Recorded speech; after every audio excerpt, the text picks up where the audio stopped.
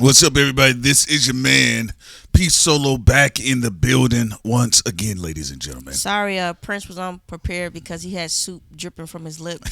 It was good soup, though. It was good soup. But, you know, the bottom of my chin didn't look all shiny and nasty like Freddy Krueger's. No, it didn't. You know what? Now, looking at some Freddy Krueger videos, I was like, man, you know what? It was a slimy, nasty looking thing. Like, I didn't realize how wet his face always was. You know our audience gonna get on us though. Why? You talk about these three white men, but y'all didn't have sinners up. We'll have sinners up though, guys. It's coming. There's gonna be some white guys in there too. It's gonna be a white guy that would There's gonna be some white men in there cutting up. But no, these is generational haters. Yeah. Freddy Krueger. You talk about Jason. We're talking about Scream, Michael Myers. These are people who come in every generation to harass somebody. Now, out of the four, who do you think is the worst hater? You know what? I'm going to keep it real with you all. I'm going to have to give it to Mike Myers a little bit there. You know, because Mike Myers is going after his sister. Like, that's personal. Even when she was getting older. You know, he was getting real personal with it. I would say Freddy Krueger because he's been hating on people for probably almost 40 plus years now, right? But I don't know. It's something about even in the Halloween when he came back, when we talking about Mike Myers, the fact that like he went in the trash can and found the mask and just kind of got started all over again. Like, bro, that was some real hate right there. That's some real hate right there. You know, who's ever near that lake or something like that, true. Look, the bloodline family hate is pretty bad with Michael Myers.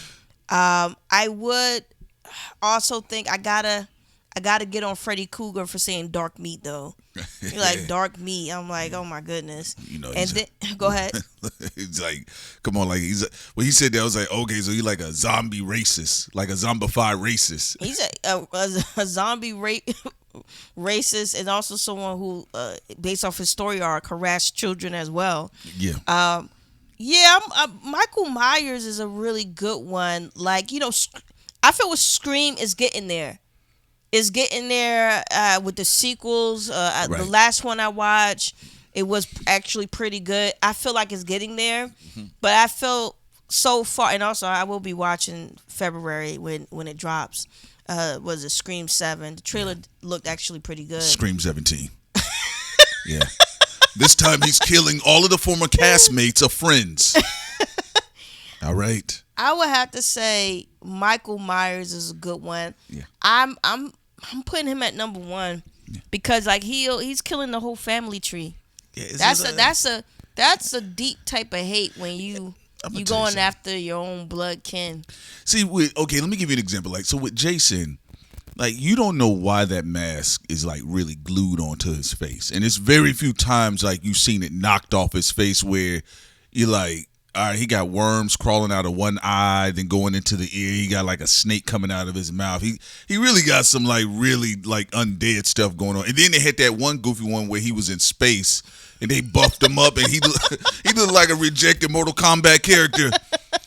Right? He's like, man, Jason on steroids, his arms bloated, the creatine ain't transferring correctly. But with Mike Myers, it's just he dug in that trash can and put that dirty mask back on, with all of the dried sandwich meat inside of it, you know, and it's a little bit too much. And then the hang time, and then the music, it's hating music. He got the best soundtrack though. He got the best score. So the reason why you know he a real hater, it's kind of like Killmonger was like a real hater because he had the best score in the film. And if you think about like Darth Maul from Phantom Menace, another real hater that had the best score in the film. I do notice with a lot of the hater villains, they usually got the best. Darth Vader, Darth Hater, dun dun dun. Like it's you got to have a national hater anthem to get you going. But with Darth Vader, he is stylistic. Going back to what you said about Michael Myers, he's so hateful that he got a janitor suit on. Yeah. Hair all fucked up. Yeah. His hair is like the weave, whatever you want to call it. It's dry. It's dry. It's super what y'all dry. say? Them roots gone. And then he got that Dollar General mask on. And his edges messed up. Right. So like Mike Myers is a real hater. Out of all of them, it seems like he puts the less effort into the outfits because that is how focused he is with the hate. Look at that mask. That thing look like it's made of dead rat meat. That's a real hater right there. That thing. And one thing about them, they all look like they smell, but they all look stinky. I would say that out of the four of them, the least stinky looking one is Scream. Yeah, Ghostface is his name, right? Yeah. So okay, let me tell you something about Ghostface. Ghostface, he do feel like he almost feel like a demonic, trolling, immortal frat boy. He is a frat boy. Yeah, it's like an immortal frat boy. He keep coming back. Because if you really think about it, Mike Myers and Jason, Jason got this thing where he messing up teenagers' lives. He also got mommy issues. Right. But you see how we know the backstory? Right? See, the reason why I know Scream, like Ghostface, is pointless, he's useless, because, like, what's the agenda here? No, the ghost is just... It's just trolling it. It's like Hobgoblin with no powers. It's an extremely evil, trolling society, actually. Frat boy society now. Yes. Because before, it started with...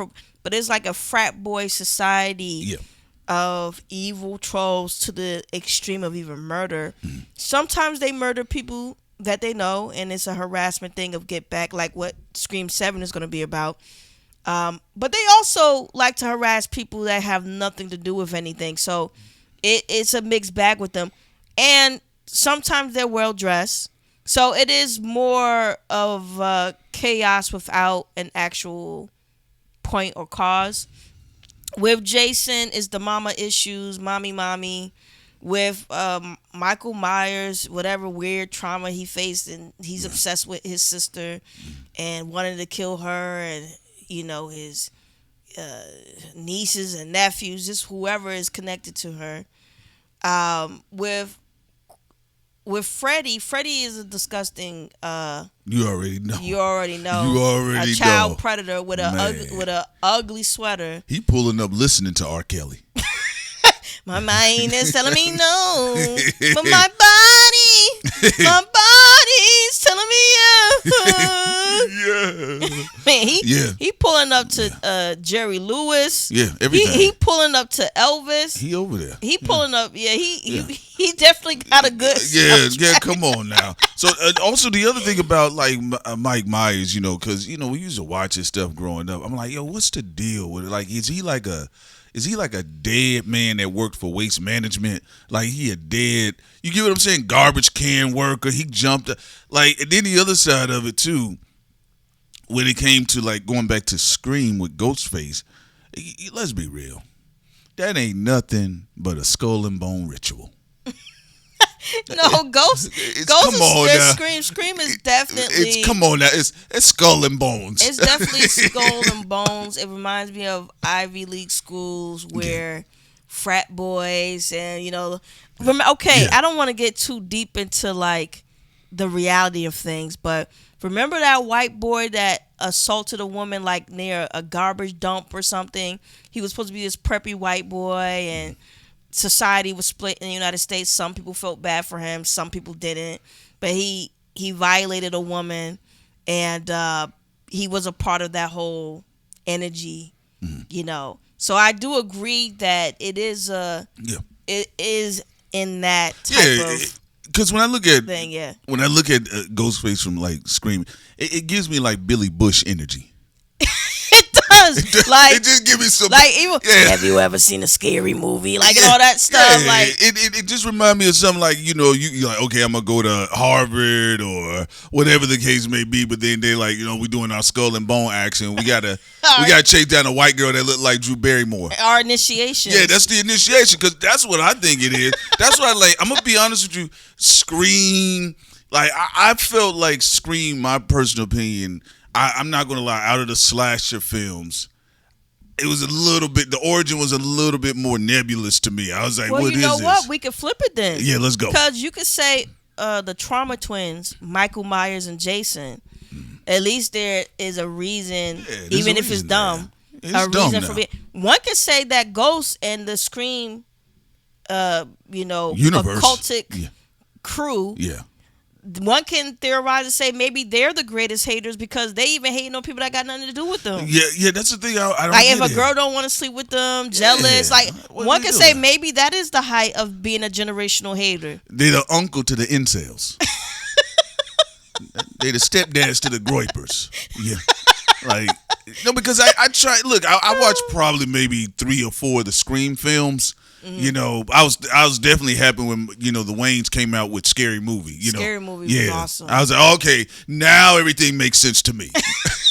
Like, you get what I'm saying? Now it makes sense to me. I wish that Hollywood would stop being so annoying. I don't have any idea. The politics, all of it. Getting into the Wayne brothers' way. Like, just let them cook. First of all, you gotta deal with the Christopher Columbo action, right? with them stealing stuff, and then now we got this whole thing about left and right wing politics. It's just too much, Marlon. Yeah. We'll allow you to do a sequel to Scary Movies if Sweeney is in there. Sweeney has to be in the film. All right, then you go in the room. The Wayans, they like, she died in the first 3 minutes. And she died in the blue jeans. Every generation is passed down. Yeah, let her bloodline. Let her do the voiceover for the trailer. For the best cheese, that really needs to be a Scary Movie. Let her do the voiceover for the trailer, and everybody like, oh man, let's go see this. What? She got killed in the first 60 seconds. There be blood on the jeans in each bloodline. My DNA is on my jeans. Yeah. Yeah, so look, I mean, well, how did you feel about, for you on your side of the planet at the time, before everything else, but what did you feel about the whole I Know What You Did Last Summer situation? Because I really, my thing is, his did make more sense because he did get hit. You know what I'm saying? It made a little bit more sense to me than Ghostface. Because Ghostface, I told you, it do feel like some blood, blood and skull and bones blood type stuff. I have to be honest. I would have to say, though. But I only watched the first one now. When they went into like 8 of them, I was like, oh, nah. If you already know, then you know. Like, I Know What You Did Last Summer was giving Captain Hook. I'm just saying, like, it's like y'all really couldn't just jump this guy and get rid of him. Even how the ending scene went in the first one. Right. I'm gonna be honest too. I think the first one was better, but I like the second one because Brandy was in it. Oh yeah. There was somebody on X that was like, I miss R&B women in horror films. I said I agree with them. Yeah. I agree. It's just something about it that's fun. It is fun. But yeah. When it comes to reason, like, this is why it was before the housing bubble. That's why it was fun. Yeah, it was. It's like, because back then they always choose, like, okay, back then when they had like token black people, yes, they would choose black people who already had like a cool culture behind them, like Cool J. Like Usher would be in the faculty, right? Or LL Cool J, right. Or they'll be like, let's get Kelly Rowland, let's get Brandy, let's get Maya, let's it was an interesting time. But yeah, getting back to it, like Scream to me is far superior to I Know What You Did Last Summer, even though I did enjoy that particular franchise. But I just feel like I Know What You Did Last Summer, I don't feel really capitalized off of that theme enough.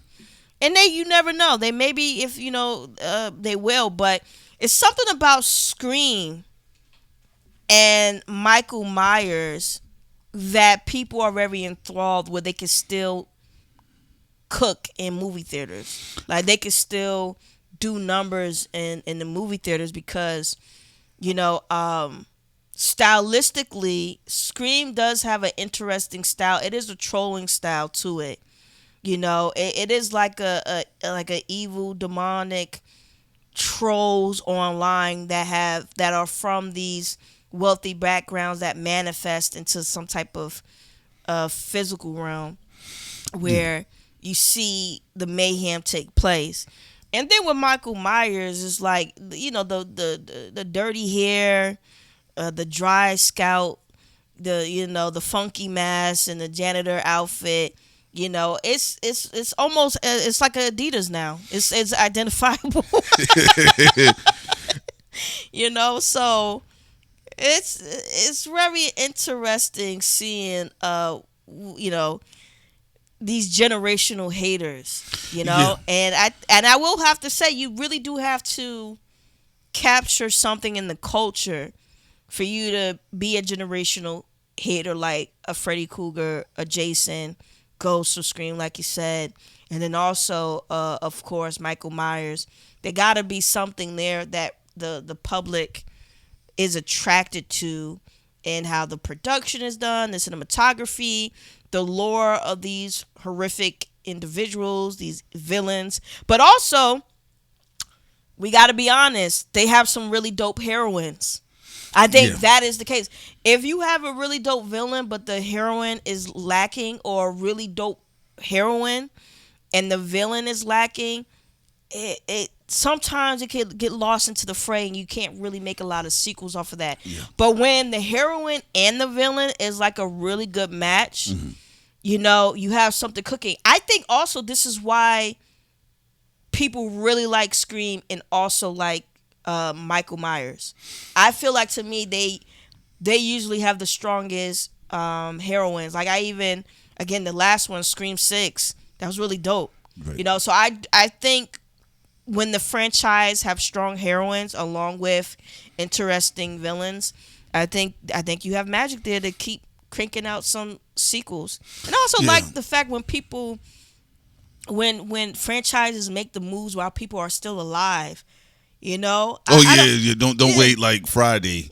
With like more than half the cast is dead now. Well, and also because like, to the point, probably not Ice Cube's fault. Yeah. Like, with these people that are It's the suits. The suits. Yeah. It's the bureaucracy. Yeah, like, move your ass but they now. do that. But they do it in politics too, because, like, honestly, that's really what's stalling Hollywood. It's politics, and then it's strange politics radicalizing the audience, and so the audience plays a role in stalling properties as well. And I do want to say something too. Yeah, the heroines. I mean, even going back to James Cameron with Sigourney Weaver and Linda Hamilton, all of this, like, real dope energy that'll show up in the energy of men and or women too, by the way. But we got to definitely give it to Wes Craven. Had an incredible run from Friday the 13th to Scream, with all of these films in between, and he even did Vampire in Brooklyn.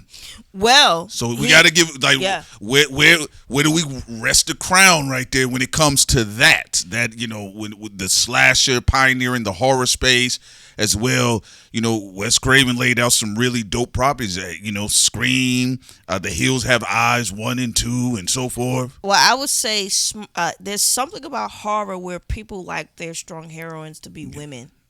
There's a slant there. I don't have a problem with it. There's just certain recipes that just work.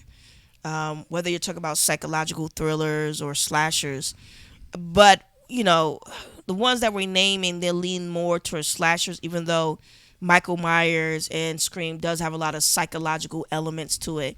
But yeah, like, Campbell with Scream franchise, and then also shout out to all of the people that they have even before Campbell's comeback. Again, Scream 6 I thought was done really well. It was unfortunate that politics played a heavy See what I'm talking about?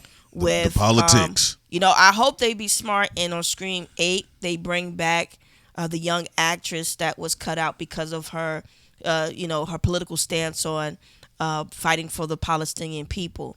And also, what's her name? That's is really popular with the millennials and Gen Zers.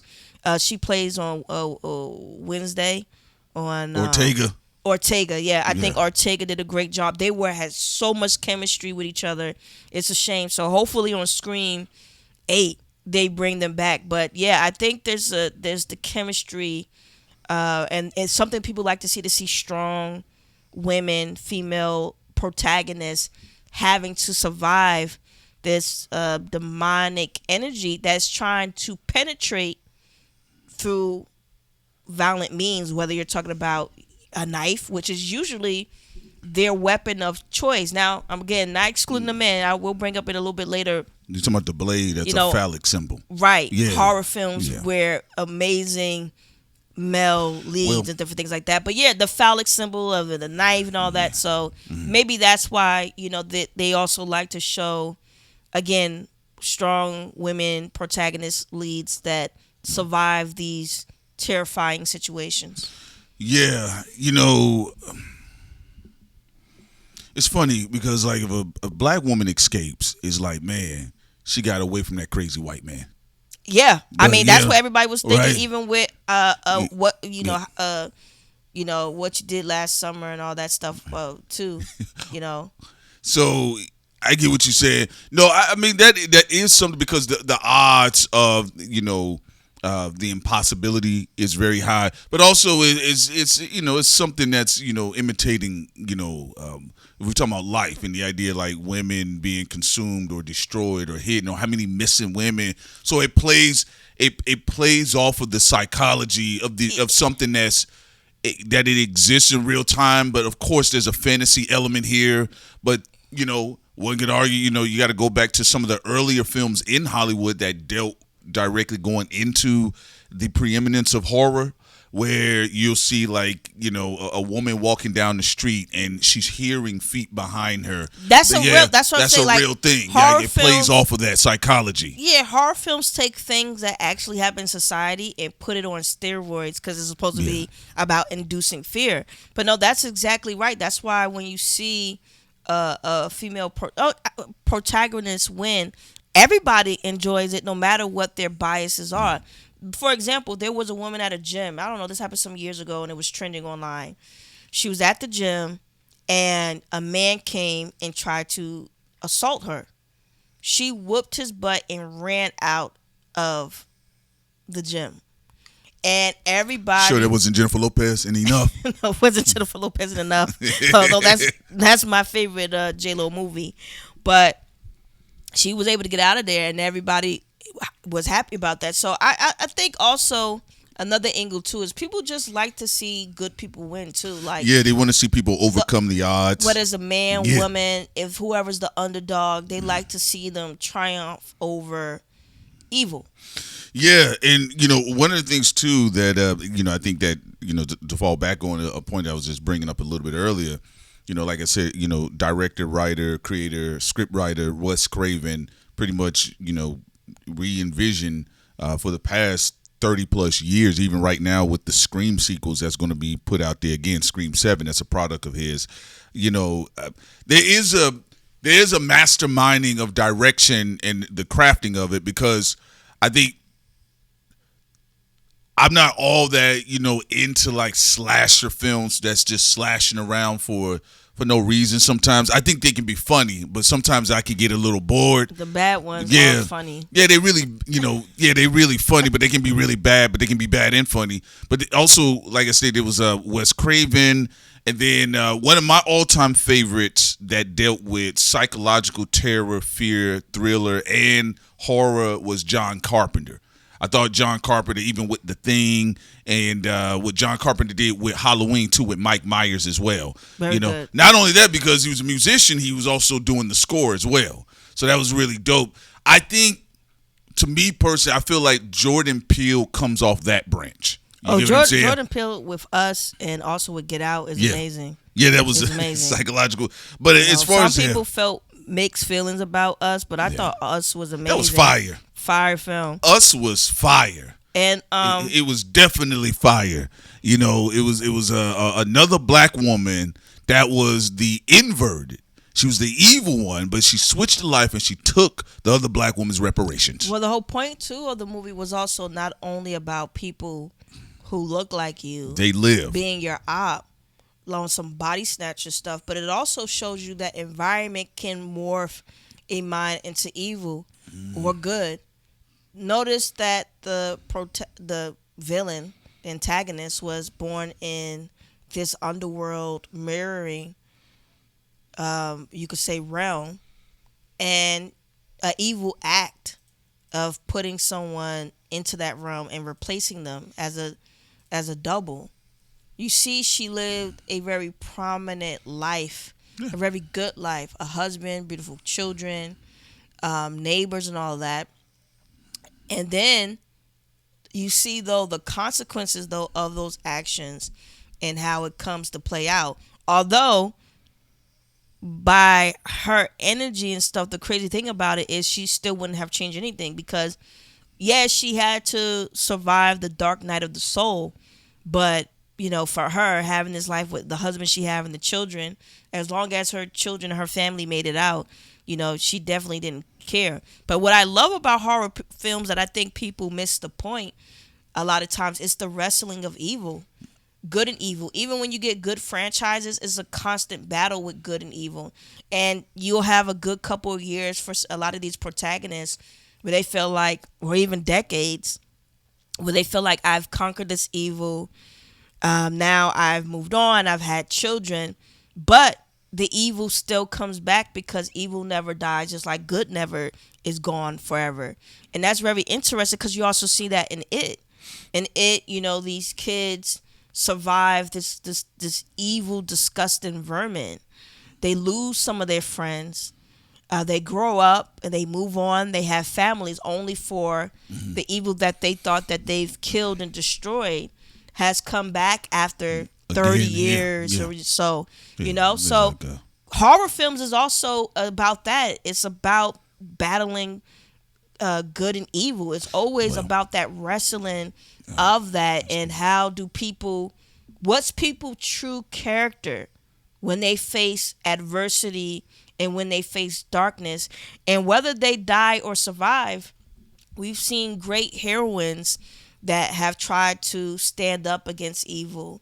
Some of them have had survived to fight another day, and unfortunately, some of them, you know, are no longer living when you're looking at these different characters in these films. Yeah, because it's a classic trope of you know, what's been going on historically with humanity, light and dark. You know, this is why you find it in the, you know, the earliest, you know, comedic philosophy or Sumerian philosophy or mythology as well, Greco-Rome, Chinese mythology, you know, this darkness, light and dark. And then sometimes, you know, these venerations of these creatures are to represent the powerful forces of nature, the elements of the earth, and sometimes ancestralship. And even if you saw in Europe, sometimes, you know, for them, they was like, oh, well, let's just put the people underground because, you know, we don't want these people to come back alive and get us. Or, you know, sometimes they would, certain cultures would use scary stories to motivate tradition or keep people in fear, or even if they called it, quote unquote, a healthy fear, sacred to keep traditions, and honors going. Yeah. So you see that in Nordic culture, or Orishas and different things like right. Like you said with Kemet, how burial sites and how you treat those who have passed, is you know, important. And you do have certain tales of what happens when you don't properly bury a body. Yeah, because, you know, some people say, like, you know, even like some folks like, oh, I ain't into scary stories, but then you telling children now, this is what happens if you don't brush your teeth. Your face gonna turn green at the bottom. Like, you already, like, you see how you're doing what humans have always done. They've created scary stories, or they create a little bit of fear to move people along in the quote unquote right direction. T'Chaka. I said this to people all the time because everybody, when I talk to them on X, you know, I still think, of course, Killmonger was bad. He, murdered his girlfriend who was loyal to him and some other things. But I've always told people T'Chaka was the villain. Yeah, we both said T'Chaka is the villain because not only do you kill your brother, you murder him outside of his ancestral land. You also leave Killmonger's mother locked up in prison. To me, that is horror. Yeah. Yes, it's an action film. I thought T'Challa tried to do the right thing. He said, your order was wrong. I love it when you always say, yeah, when he said, you order was wrong. You order was wrong. Listen to the you're wrong. I would say Chadwick has a better accent than Will Smith. What Will Smith? Tell the truth. Tell the truth, right? The accent is wrong. But it's all wrong. I'm glad you brought up sacred burial sites and how preparation for the dead, because that is a nightmare. You're in this apartment, you get murdered by your brother. Your soul is stuck there, and not only that, your son is traumatized where his trauma is stuck in that particular age. So when he goes to talk to you in this ancestral realm, the father's crying, the mother, again, his mother probably was died in prison. Like, people forget with Asada, and rest in peace to the queen Asada Yes. Shakur. If she would have got caught, they were going to put her in a male prison. They were really going to set her up to get, destroyed. Yeah. So, the horror films, like we said, it's about the constant battle of good and evil. And in mythologies, religions, and in spiritual beliefs, there's always that. You have in Christianity, Jesus Christ, the Savior, forgiving, sacrificial, someone of honor who tries to take people out of despairs and the shadows. And then you have Satan, who is supposed to be the antagonist, who is about keeping people in the shadows, trying to attach people to selfishness, evoking desires of destruction and different things like that, or selfishness. You have it also when you're talking about Kemet, Pep, or when you talk about the great snake and serpent of evil, and how Ra has to deal with this great evil, and how other gods and goddesses have to assist him when he goes into the underworld. And then you have those conflicted characters in movies, like where you have even in mythology, religion, and spiritual beliefs, with Set. Set is someone who at first was considered a romance, poetry deity. Then he turns into a vengeful chaos deity, who is a vengeance and evil. And then he gets redemption by finally relenting and stop going after Horus, who is Osiris' son and Isis' son. And then he finally lets go of that quest, and he goes and helps Ra and defends Ra from the great serpent. So you also see those type of energies in other films. Lord of the Rings have them, you and do. so on and so forth. The redemption arc of someone who loses themselves, whether the cause was something understandable or not, they still have to go through this redemption arc. And going back to these horror films, it's definitely a play on the shadow side of humanity. Oh yeah. One of the best ways you can write a villain is make their reason understandable and legit. The reason why people felt so compelled to show love to Killmonger, reasonably, you saw what happened to his father. You see what took place with his mother. You see he's not only detached from his motherland, but his spiritual principle too, by the way, because he was also stunted. He wasn't allowed to grow. So when they go into the apartment, I mean, think about it. At least when T'Challa confronts T'Chaka in his glass eye, and then the other Black Panthers, he gets to go to the sacred motherland. He gets to go to the sacred ancestral realm. Just even look at a form of hell, because if you go through mythology, hell wasn't always about the burning of the soul. It wasn't flames everywhere.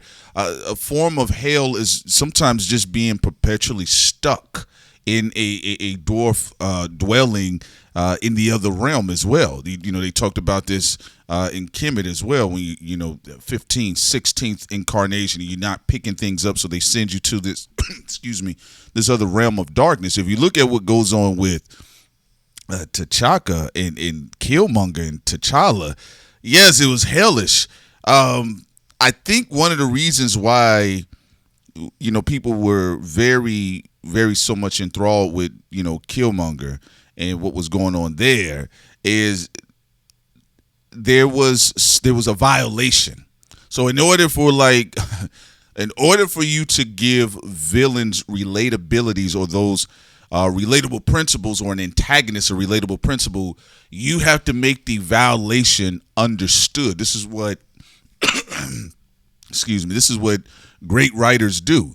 So people understood how Killmonger was violated.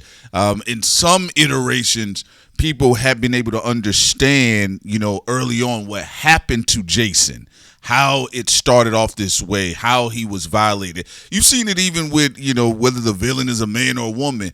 One of the reasons why, if you get an audience because you walk out the movie theater and you'll say, hey man, why they holding on to it? But then if you watch it, more than likely the writer/director understood of making the violation relatable or understandable. Now to some degree, saying when we get into this space of like the franchising of like horror films, when it's just like Jason, he's in space right now, and it just don't make no sense. That's just stylistic.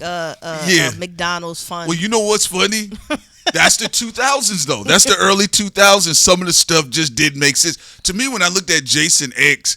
I was like, man, this really could have went straight to MTV, to be honest with you. It could have. Right? But when they built the foundation on like these characters, the reason why these franchises were able to last so long, when we talk about Michael Myers or we talk about Jason, is that early on in the earlier films, some of the violating acts that happened to them, and then they began to violate others. Now, that's not to celebrate them, because you can still like, man, I understood why that happened that way. But at a certain point, like what we talked about when, you and I, we talked about how we branched off on the Killmonger thing, because now he's officially the abuser. T'Chaka was walking in the afterlife stunting while his own brother is in living hell. Well, and he did great evil. And it's also an interesting thing, too, about someone being rewarded for doing a great act of evil and someone suffering for doing something that was self-sacrificing, where he wanted, Black Americans and others to be able to free themselves with the technology and stuff. Really interesting, because in the reality, too, it's not always a bad person always get punished. No, most of the times when you see it depends. Yeah, all you gotta do is look at politics. All you gotta do is look at politics right now, just in general. And it's not just the last couple of years. The reason why I'm using this is because this is why sometimes when people, these are Aesop fables. Like when we bring up heroines and heroes and the good guy, the bad guy, the good girl, the bad girl. It's no different than what you see with stories that were repeatedly told in Asian mythology, African mythology, Mediterranean mythology. These stories were to illustrate principles of how do you balance and swing your integrity and your morality, right? And your principles. And your principles. And so how some of these characters are really diverse, though. Yeah, like so you said, Jason and Michael Myers are tormented and trying to torment others, but they're not. They're reanimated and they only think about vengeance, but every other aspect of their character is gone. So it's very morbid. Meanwhile, you could say Freddy Krueger loved that he'd been transformed into this. He actually feels it's an upgrade.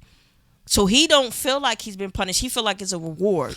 Well, but again, and what happens is that people take the Aesop fables and these stories that they're told as a child, and they try to fit the light and dark of human behavior perfectly into these characterizations. And this is how you get in a situation where a Freddy Krueger type energy could play you, or maybe you can have too much sympathy here, or you can have a misunderstanding of a background.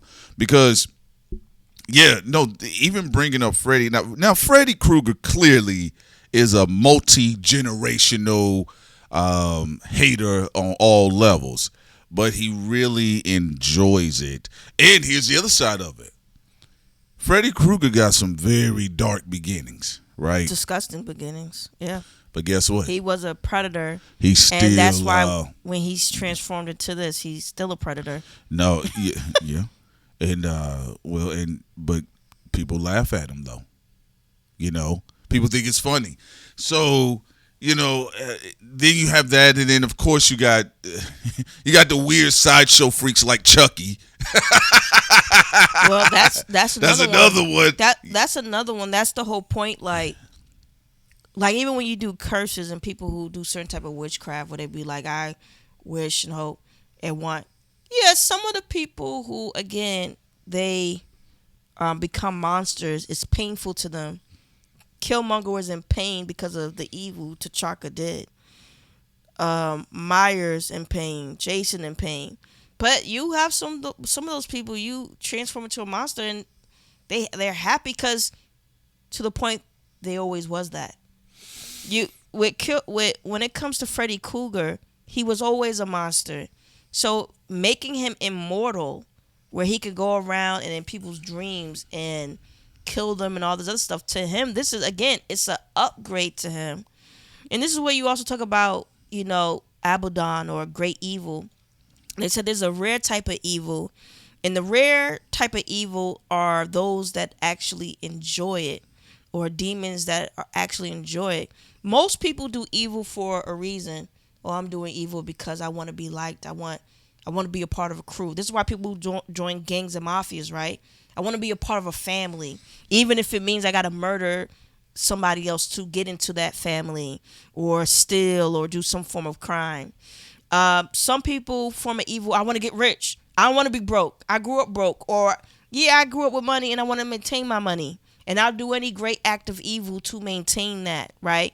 So usually there's a reason behind it, but you get those rare breeds, those rare cases where, like with people's fascination with the character Joker, it's really about just the enjoyment of chaos and enjoyment of evil.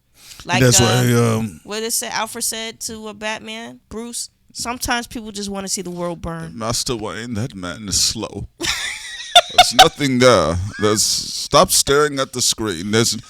He has makeup on. Yeah, but that's why people like a lot of these, these films, because there's and also there's just a psychological thrill of it. There's adrenaline.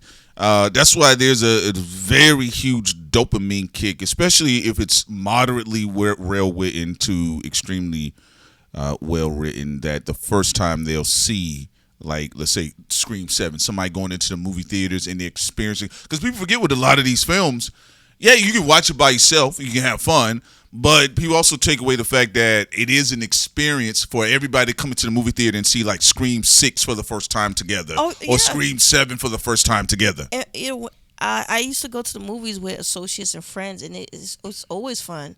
Whether I was going also with family to go see Harry Potter, or to go see a film like Inside Job by with Denzel Washington and Spike Lee, or you going with friends to see a horror film. It's always enjoyable to watch a piece of art and not only have your own natural reaction, but to be around others and see their natural reaction to everything as well. So, no, I agree. And horror films have a great way of having some form of unity in the audience. Well, yeah, because it's a roller coaster ride, where, okay, I remember when we went. I can't remember what movie we went to go see. I can't remember, but I remember my little brother. We went, and there was a scene that happened that shocked everybody. But he screamed in the movie theater, and everybody laughed at him. So everybody was laughing because he kept having a natural reaction. Yeah. So you get those type of comedic moments too, by the way. That's why, that's what we was bringing up earlier. Like, even the movie theater is an experience. I know for me growing up, it's definitely one of my favorite experiences that I would routinely participate in. I agree with you. I like streaming and all of that, but anybody who think it's a great idea just to get rid of movie theaters and all about it. Yeah, they talking online. Sit their fat ass in a chair and at home and never go out. And like, come on. What'd you say, like Wall-E? Yeah, like Wall-E.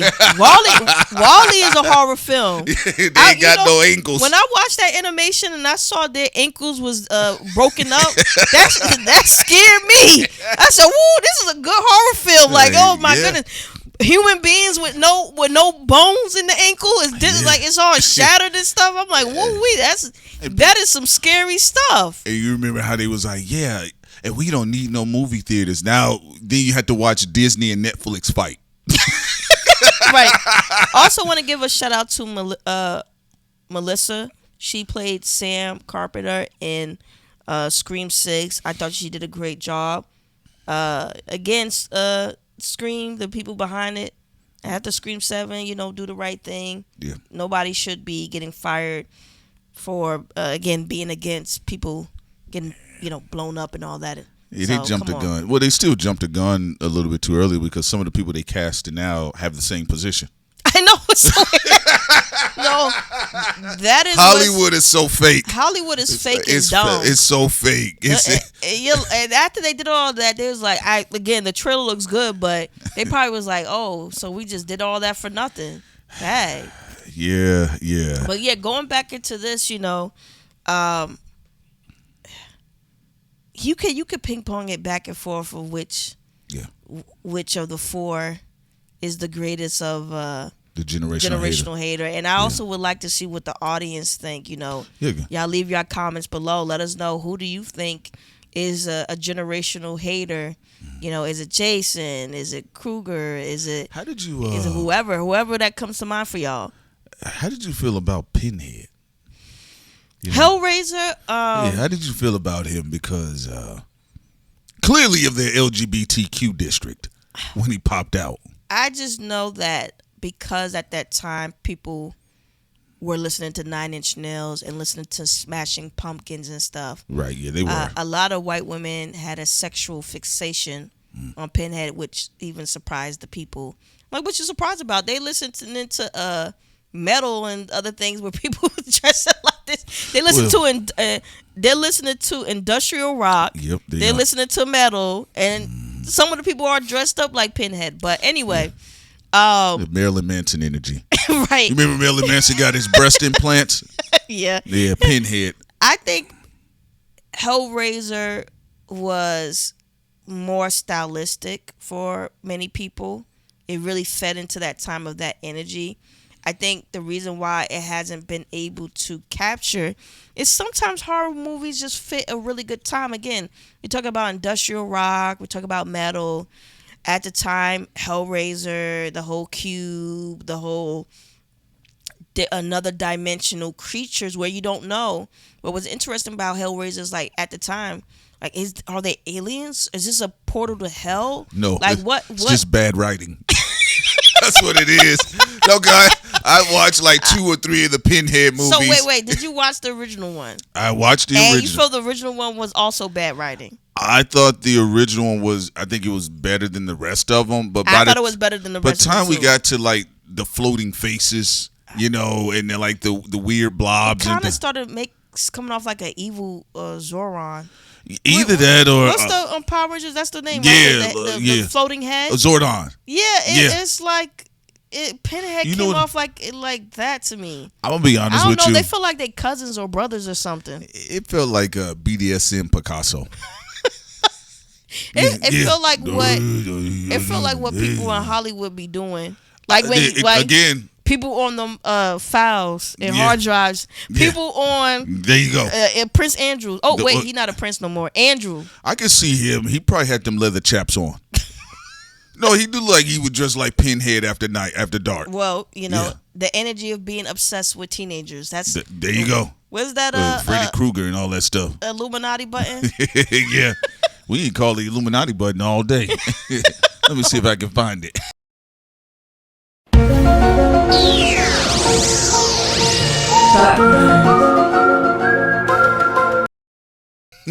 But no, I just wanted to bring that up because you and I we talked about Hellraiser before in the past, but it is interesting. It's like certain films, like you, to the point about stylism, like stylistically, they definitely were arrested to the time, like.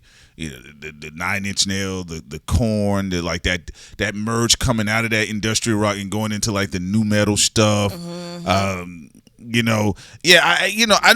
tried to watch some of the Hellraiser movies, and they were all right. They were okay. They weren't good out of the first one. I agree. I even watched. I gave it a shot on Hulu and watched the movie, and I get what you say. To the point, like there are better ones that there's just better franchises in horror. What do you think about Texas Chainsaw Massacre? I actually thought the remake and the first one, I actually thought they were creepy films. Yeah, I think they were more psychologically inducing. And then, they did all of the reboots in the early 2000s where it just kind of came into some slasher stuff. No, you're right, because like a lot of black people are confused about like why some white people are afraid of black people. And the funny thing did you see the FBI statistics, and did you really have to ask that question? Oh, y'all trust the FBI when it comes to black people, but not when it comes to yourselves and others. But or JFK. I remember one time I was in South Dakota, and one of the co-workers I was talking to, not romantically, just talking to, he was like, "Well, why would you want to go to this place? Like, what's your problem?" I said, y'all. Did you ever see Texas Chainsaw Massacre and all that? Now I know this isn't Texas, but y'all white people be doing sometimes extremely weird things like Jeffrey Dahmer and all that. Yeah. He said, "Get out of here." He told you get out of here now. Oh, shucks. Right. But truthfully, they scared of middle America white folks at times. But they don't even. You know what's so interesting? They only have one horror film that's ever was created that touches on that for them, and that's Birth of a Nation. If you really think about it, that's been their number one horror film. That's the number one horror film right there. They only that's the generational hater right there. That's the only film they have where it's like, oh, this boogie evil black man and they come to take white women, right? W. Griffith. But then they moved it to King Kong. Horror films got like millions of horror films of like white people being super creepy. Even when we talk about well, I don't know about Jeepers Creepers. He's not really like a white man. He's more like, I don't know what is he, like some cockroach or something. What is he? You know what's funny about Jeepers Creepers? I'm not gonna lie. I just thought he was a mutated scarecrow when I first saw the film. But then it reminded me. Of, remember the movie Mimic? Yes. The Mimic. It kind of had that same energy, like the same costume setup. There was a period where Jeepers Creepers, the Mimic, it was like that weird era. Now, I personally thought the Mimic was the first time I saw them try to do like subterranean New York slasher horror type stuff. It kind of, I'm not going to lie to you. Look, I'm not trying to be funny, but like for the first 30 minutes, he's like just killing random New York homeless folk.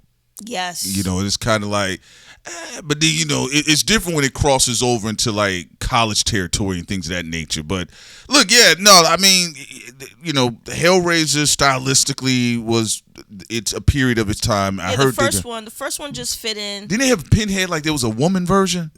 That's in the one on Hulu. Yeah, I just thought about that now. I was like, wait a minute, what the hell? What, like a woman Pinhead? It's not to say that there aren't people that still, that there are people who aren't into new metal. New metal, industrial rock, there are people who are still into it, but it's not mainstream like it once was. Different genres and subgenres, they have a moment of being mainstream, then they kind of like, well, that's one of the houses flatline into like, coasting into people who are just core audience. Well, it's one of the houses that helped build Interscope Records in the early 90s. Oh, yeah, because Jimmy Iovine got his bread and butter early on that. But in order for Hellraiser to figure out how to pop off again, you got to do horror that is relevant to the times, or for it to be something that people can really see, even if there's things that's like extreme and fictional, of course, still there's something that is relatable to being of the present, which I think Myers and Scream and other franchises have been able to do. And also to go back to Jordan Peele, like Get Out is one of the greatest horror films ever created. That horror noir. Yeah. Because he was able to really, really understand the horrors and the fears of black people, and in particular black Americans, about but black people in general, but in particular black Americans, where it's like the fear of not being who you are, becoming someone else to try to placate into the another culture, while also your body being the prize, not who you are as an actual person. Well, yeah, 'cause, Like you when you talk about what's going on with the organ black market, or when you're talking about like that weird, like when Ye said he was in front of Kim's mother, Kim Kardashian mother, and then he had that weird moment where he was trying to placate to a white audience instead of just keeping it real of who you are, you know.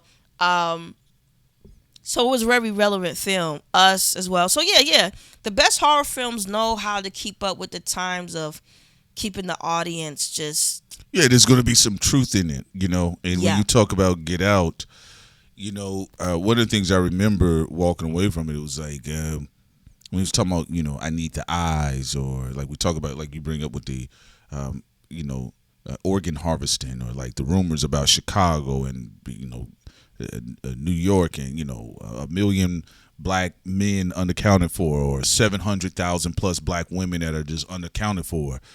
But it also reminds me of like the tales of what they did to people like Nat Turner. Like they commodified their bodies. They turned them into something. They sold them, or they melted the skin down. Like if you just even think about American history just on our side, because if you go through civilizations structurally in all avenues of society, there are horror stories concerning groups of people, like what took place with groups of people.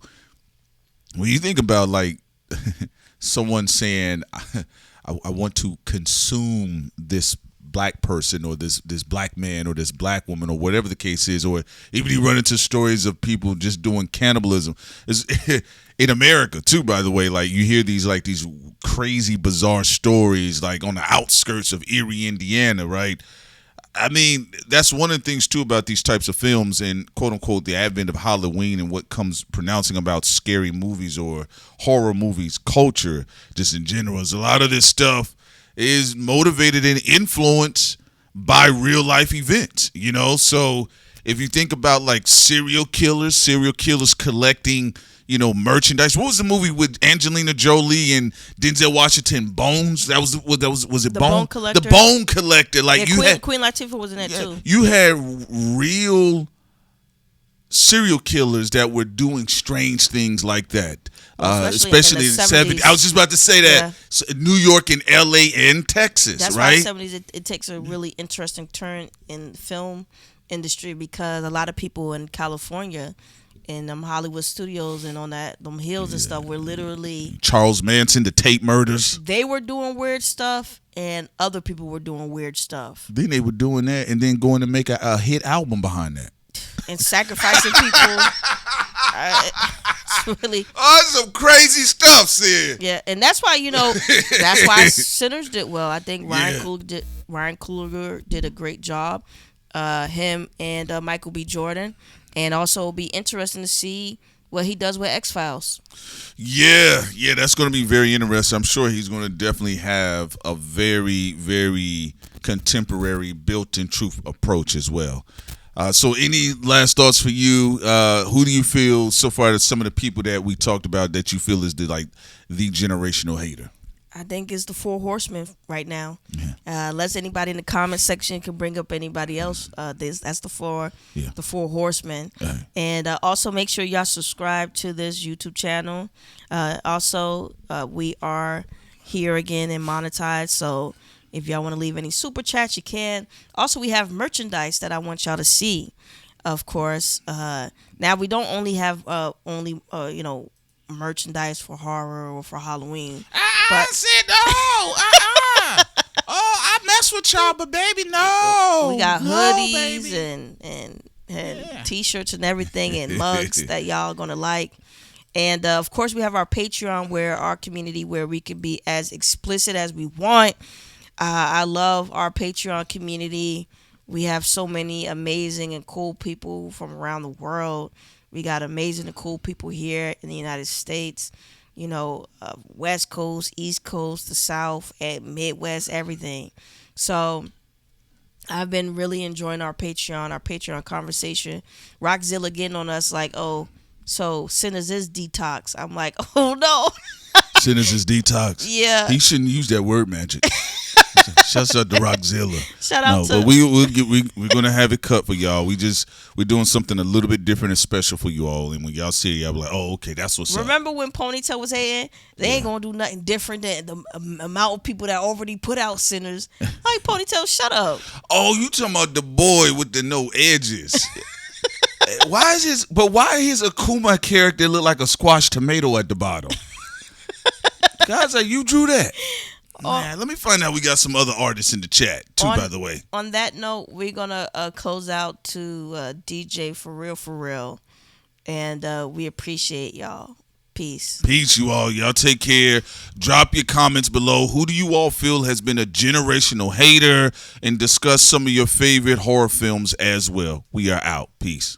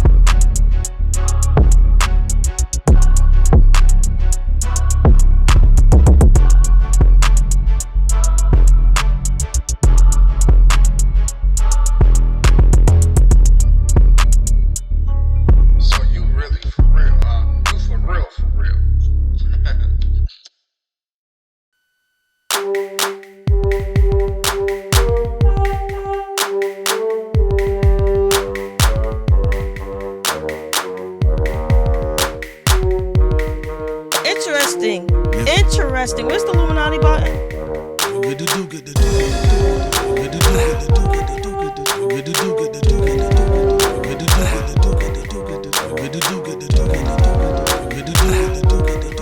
Interesting. Interesting. Where's the Illuminati button?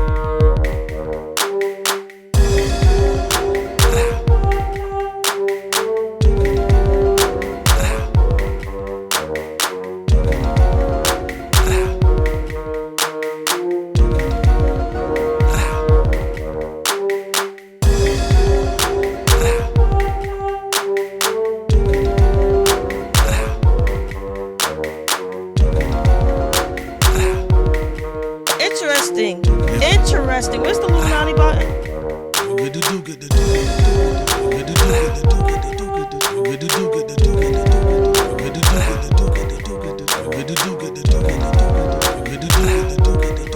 Interesting. Interesting. Where's the Illuminati button?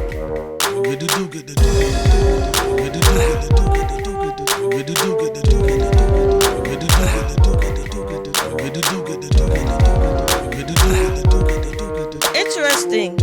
Interesting. Where's the Illuminati button?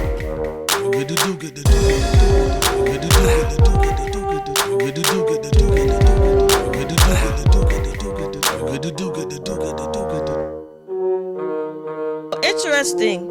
Interesting. Where's the Illuminati button?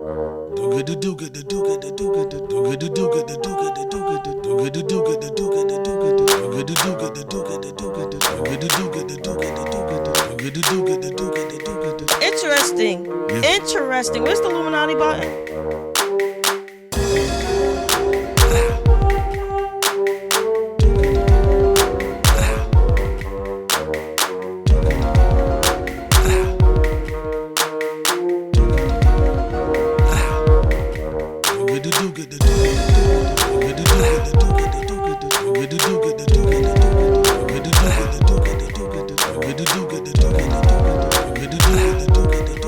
Interesting. Interesting. Where's the Illuminati button?